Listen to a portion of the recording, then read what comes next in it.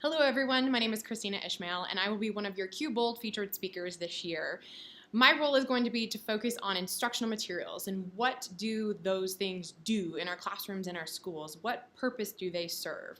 So I've done a lot of work on this over the past 3 years out in Washington, D.C., leading a project at the U.S. Department of Education, talking about open educational resources. You may have heard something called Go Open. That was the project that I led.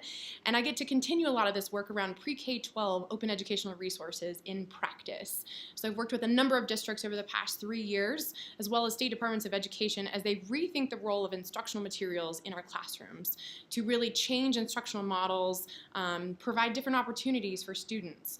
Most recently, I've been thinking a lot about windows and mirrors, primarily because of a TEDx talk that I heard from children's book author Grace Lin, where she talked about windows and mirrors. There's a lot of conversation in Washington, D.C. right now around diversity, equity, and inclusion and education as a whole.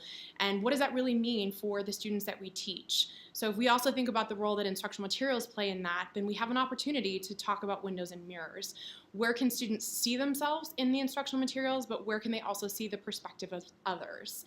So I'd really love to have a conversation around windows and mirrors in instructional materials. I'd also love to tell you more about open educational resources in general and what that might mean for you in your classroom, the flexibility and the freedom to be able to customize resources for your local context as well as your specific students.